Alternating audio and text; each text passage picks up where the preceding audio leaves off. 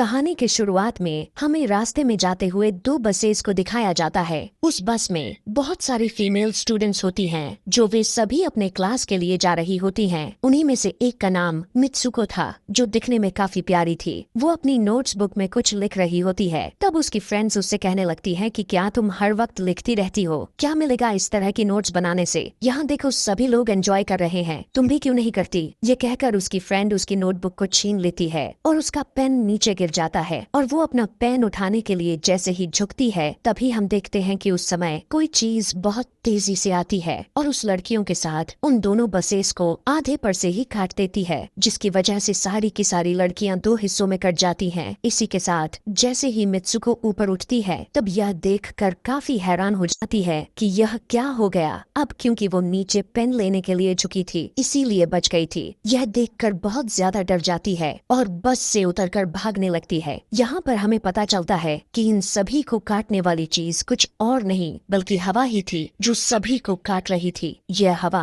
अब मित्सुको के पीछे भी पड़ जाती है। यह देखते हुए मित्सुको चिल्लाते हुए काफी तेजी से भागने लगती है। भागते समय उसे आगे चार लड़कियां और भी दिखाई देती हैं और वो उन्हें झुकने के लिए कहती हैं, लेकिन काफी देर हो चुकी थी। वो हवा उन्हें भी आधे पर से काट कर चली जाती है। लेकिन उनमें से मित्सुको एक लड़की को बचा लिया था कि तभी इन्हें कुछ साइकिलिंग करते हुए लड़कियां नजर आती हैं, जो कहीं पर जा रही थी। उन्हें भी ये बचाने की कोशिश करती हैं, लेकिन वो हवा उनके साथ भी वही करता है जो अभी इनके दोस्तों के साथ हुआ। और इसी दौरान वो लड़की भी मारी जाती है, जिसे अभी उस अदृश्य चीज से बचाया था। अब वो यह देखकर काफी डर जाती है और वो इधर उधर भागने लगती है। आगे हम देखते हैं कि मित्सुको जब एक नदी के पास जाती है, तो वो यह देखकर हैरान हो जाती है कि उस नदी में भी पहले से बहुत सारी डेड बॉडीज पड़े हुए थे, जिसने हवा ने यानी उस अदृश्य चीज ने काट दिया था। वहाँ से वो एक डेड बॉडी के कपड़े लेकर चेंज कर लेती है। अगले सीन में हम देखते हैं कि मित्सुको चलते चलते एक स्कूल में पहुंच चुकी है, जहाँ पर और भी बहुत सारी फीमेल स्टूडेंट्स थीं। उनका यूनिफॉर्म मित्सुको के यूनिफॉर्म से काफी डिफरेंट था। यानी यह भी था कि वो तो उनके स्कूल के स्टूडेंट तो नहीं थी कि तभी एक लड़की मित्सुको के पास आती है और उससे कहने लगती है कि तुम कैसी हो। दरअसल देखा जाए तो वो लड़की उसकी बेस्ट फ्रेंड थी, लेकिन मित्सुको उससे पूछती है कि क्या तुम सच में मेरी बेस्ट फ्रेंड हो, क्योंकि उसे कुछ भी समझ में नहीं आ रहा था कि उसके साथ हो क्या रहा है। वो काफी सदमे में थी। यहाँ पर हम ये भी जान पाते हैं कि मित्सुको और उसकी बेस्ट फ्रेंड काफी ज्यादा एक दूसरे को प्यार करती हैं कि तभी वहीं पर तेज हवा चलती है और मित्सुको डर कर बिल्डिंग के अंदर चली जाती है। उसकी बेस्ट फ्रेंड को कुछ भी समझ में नहीं आ रहा था कि ये हो क्या रहा है। वो मित्सुको से पूछने लगती है कि तुम इतना ज्यादा कांप क्यों रही हो और इतना ज्यादा डरी क्यों हो, तुम्हें हो क्या गया है। तब मित्सुको अपने बेस्ट फ्रेंड को सब कुछ बता देती है कि किस तरह से एक हवा का झोंका आया और उसके स्कूल के सभी स्टूडेंट्स को काट कर चली गई। यह सुनकर उसकी दोस्त उसे विंडो के पास ले जाकर उसकी हाथ बाहर निकाल कर कहने लगती है कि ये देखो, ये बस हवा है और कुछ नहीं। यहाँ पर मित्सुको के दिल को कुछ शांति मिलती है और इसे लगने लगता है कि शायद ये मेरा ख्वाब ही हो सकता है। जिसके बाद मित्सुको का बेस्ट फ्रेंड अपने दो और दोस्तों को लेती है और क्लास को बंद करने का प्लान बनाती है। जैसे ही ये चारों क्लास के बाहर जाने के लिए निकलने ही वाली होती हैं कि तभी वहाँ पर उनकी टीचर आ जाती हैं और उन्हें देख लेती हैं, लेकिन वो चारों वहाँ से भाग जाती हैं। वे चारों भागते भागते एक लेक पर आ जाती हैं। वहाँ पर मित्सुको की बेस्ट फ्रेंड अपने दोनों दोस्तों को भी उसके ख्वाब के बारे में बताती है। तभी उनमें से एक लड़की कहती है कि हो सकता है कि यह सच हो,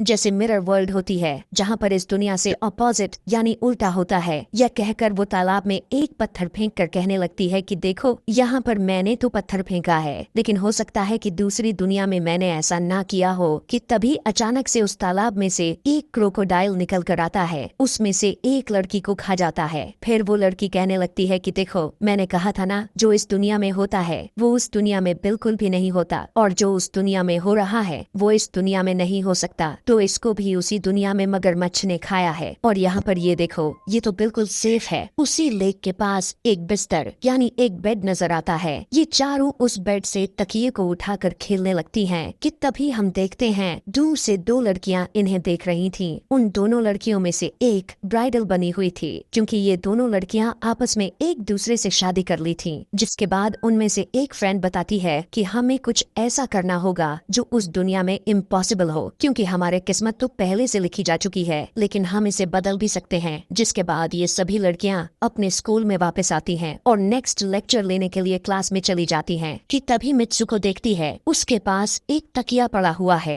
अब जैसे ही वो इस तकिए को उठाने के लिए नीचे झुकती है कि तभी उसकी टीचर पूरे क्लास में गन से फायर करने लगती है और जैसे ही मित्सुको उस तकिए को उठाकर ऊपर देखती है तो उसके क्लास के सभी लड़कियां मारी जा चुकी होती हैं और यहाँ पर एक बार फिर वो बच जाती है जैसे पिछली बार अपने ड्रीम्स में बच गई थी। मित्सुको की टीचर उसके पास आकर कहती है कि तुम्हारी हिम्मत कैसे हो गई, इस क्लास को बंद करने की, तुम्हारा भी मरना तय है। कि तभी उसी वक्त दो लड़कियां और आ जाती हैं और मित्सुको को बचाकर वहाँ से भागने की कोशिश करती है, लेकिन एक दूसरी टीचर वहाँ पर आकर उन दोनों लड़कियों को मौत के घाट उतार देती है। अब जितने भी स्टूडेंट्स की जान बच गई थी, मित्सुको उनके साथ बाहर भागने लगती है, लेकिन स्कूल की सभी टीचर्स उन सभी लड़कियों पर फायरिंग करने लग जाती हैं। अब यहाँ पर फायरिंग के दौरान सभी लड़कियां जैसे ही वहाँ से बाहर आती हैं, तो यहाँ पर हवा उन्हें काट देती है। यहाँ पर अब मित्सुको यहाँ पर एक बार फिर से अकेली रह जाती है और वो वहाँ से भागकर क्राउड एरिया से होता हुआ पुलिस स्टेशन में जाती है। वो वहाँ पर सब कुछ बताने लगती है। उसकी यह बात सुनने के बाद पुलिस वाली लड़की उससे कहती है कि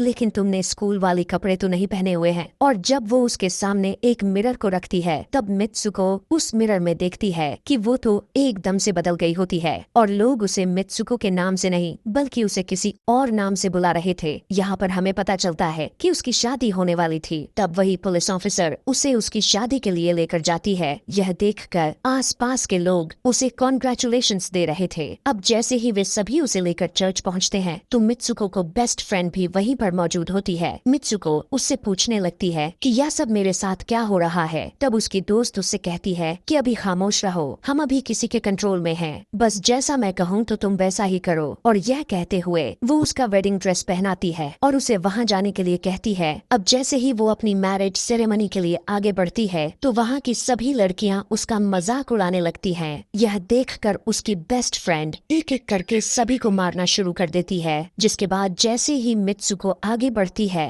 तो उसके ग्रूम की जगह एक ताबूत खड़ा हुआ नजर आता है।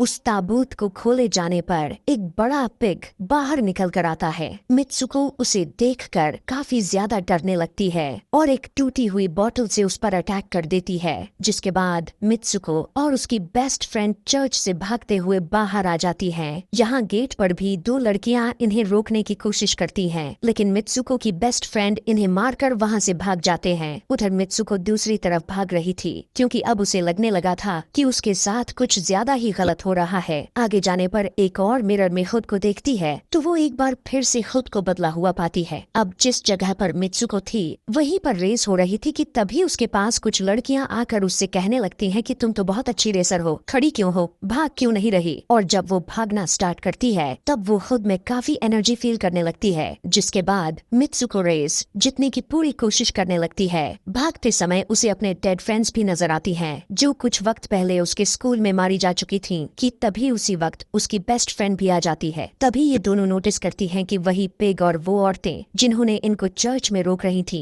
वो सभी इन्हीं के तरफ आ रही थी। भागते समय कुछ लड़कियां मित्सुको से कहने लगती हैं कि इस दुनिया से बाहर चली जाओ। इसके बाद हम आगे देखते हैं कि मित्सुको भागते भागते एक सुनसान अंधेरी जगह पर आ जाती है। वहीं पर कुछ स्टूडेंट्स नजर आती हैं जिन्होंने यूनिफॉर्म पहना हुआ था। वो सभी लड़कियां मित्सुको से कहने लगती हैं कि हम सभी मरे हुए हैं और तुम्हें भी मार देंगे। लेकिन तभी मित्सुको की बेस्ट फ्रेंड वहाँ पर आकर उस लड़की को मारकर वहाँ से मित्सुको को भगा ले जाती है। मित्सुको की बेस्ट फ्रेंड उसे अपना नाम जोर जोर से पुकारने के लिए कहती है, जिस पर मित्सुको अपना नाम जोर जोर से लेने लगती है। इसी के साथ मित्सुको अपना असली रूप में वापस आ जाती है। उसकी बेस्ट फ्रेंड उसे अपना हाथ दिखाते हुए कहती है कि प्लीज मेरे हाथ में जो वायर लगी हुई है उसे बाहर खींच दो ताकि मैं इस दुनिया से बाहर जा सकूं। लेकिन मित्सुको को डर भी था कि कहीं यह वायर खींचने से उसकी जान ना चली जाए। और क्योंकि मित्सुको अपने बेस्ट फ्रेंड को काफी ज्यादा प्यार करती थी इसलिए वो ऐसा नहीं करना चाहती थी, लेकिन ज्यादा उसे फोर्स करने पर वो उसकी वायर्स खींच देती है। वायर खींचते ही उसकी बेस्ट फ्रेंड की बॉडी दो हिस्सों में बढ़ जाती है और तभी उसी वक्त उसे एक गेट नजर आती है। उस दरवाजे से बाहर आने पर वो देखती है कि अब वो आदमियों की दुनिया में आ चुकी है।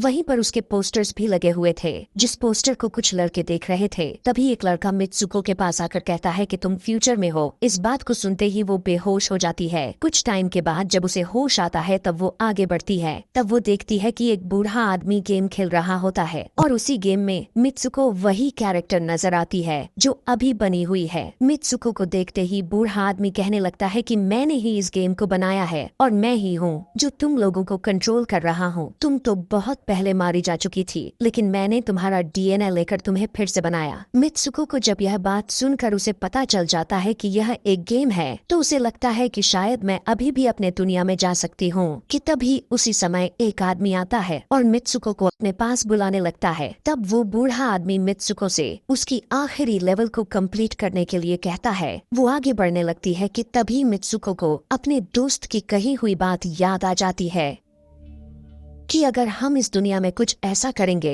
जो दूसरी दुनिया में इम्पॉसिबल हो तो तुम इस गेम से बाहर आ जाओगी। और इसी के साथ वो इस आदमी का गला दबा देती है और कहने लगती है बस करो हमारे साथ खेलना। यह कहकर मित्सुको उस बूढ़े आदमी की छड़ी को उठाकर अपने पेट में घुसा देती है, जिस वजह से उसकी मौत हो जाती है। और यहाँ पर हम देखते हैं कि बूढ़ा आदमी यह सोच भी नहीं सकता था कि मित्सुको ऐसा कुछ कर सकती थी। और इसी के साथ उसकी डेस्टिनी पूरी तरह से चेंज हो जाती है। वो इस दुनिया में यानी गेम में तो मर चुकी थी, लेकिन असली दुनिया में वो अभी भी जिंदा थी। आगे हमें ये भी दिखाया जाता है कि मित्सुको के बाकी के कैरेक्टर्स भी किसी न किसी वजह से अपने आप को मार लेते हैं और अब वे सभी गेम का पार्ट नहीं थे। अगले सीन में हमें मित्सुको को बर्फीले जगह पर लेटा हुआ दिखाया जाता है और अब वो अपने रियल वर्ल्ड में आ चुकी थी। और इसी के साथ यह दिमाग घुमा देने वाली कहानी यहीं पर खत्म हो जाती है। आगे और भी ऐसे ही एक्सप्लेनेशन मूवीज देखने के लिए कमेंट में नेक्स्ट लिखना ना भूलें।